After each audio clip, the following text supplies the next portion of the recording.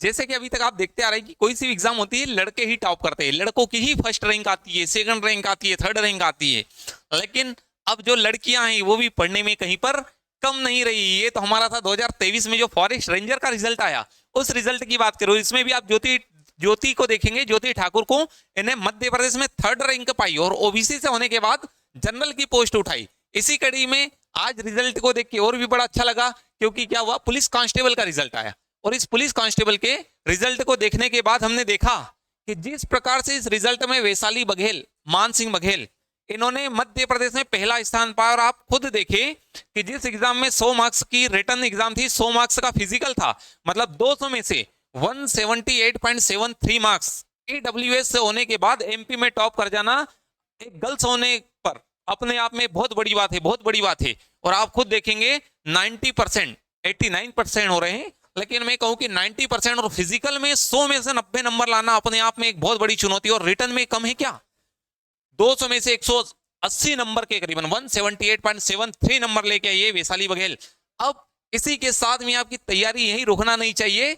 जितने भी गर्ल्स हैं उन्हें बहुत अच्छे तरीके से तैयारी करो, क्योंकि एक तो 35% रिजर्वेशन मिल रहा है, साथ ही इसी तैयारी में और अच्छे से करें। इसी वर्दी पर जब स्टार होंगे तो उसकी बात ही अलग होगी। आप इसी तैयारी के साथ में लगे आगे की ओर। तो आपको बहुत बहुत शुभकामनाएं। और जो गर्ल्स हैं जिन्हें लगता है कि हम नहीं कर सकते हैं, तो आप वैशाली बघेल को देखें, वैशाली बघेल ने टॉप किया।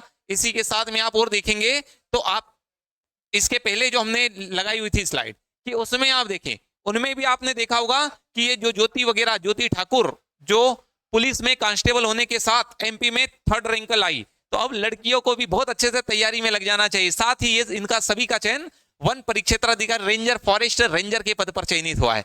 तो आप सभी को बहुत बहुत शुभकामनाएं। कभी भी जीवन में एक हार से जीवन नहीं हारता है, ये तो एक पड़ा होता है, परीक्षा आती है, कुछ समस्याएं आती है, असफलताएं मिलती है, लेकिन यदि आप लगे रहेंगे तो सफलता अवश्य मिलेगी। और इसी कड़ी में जिस दिन ज्योति आएगी, ज्योति का आप देखेंगे तो आपको बहुत सारी चीजें सीखने को मिलेगी, क्योंकि ज्योति पुलिस में कांस्टेबल थी, इसी तैयारी के बाद पटवारी भी बनी और उसी के बाद में एसीएफ बनी। मध्य प्रदेश में सहायक वन संरक्षक के पद पर चयन हुआ और पूरे मध्य प्रदेश में थर्ड रैंक आई थी ज्योति की। साथ ही इन दूसरी भी गर्ल्स को देखेंगे, सभी एक सामान्य परिवार से आने के बाद में उन्होंने ये मुकाम पाया है। तो अब आपको भी बहुत अच्छे से तैयारी करना चाहिए।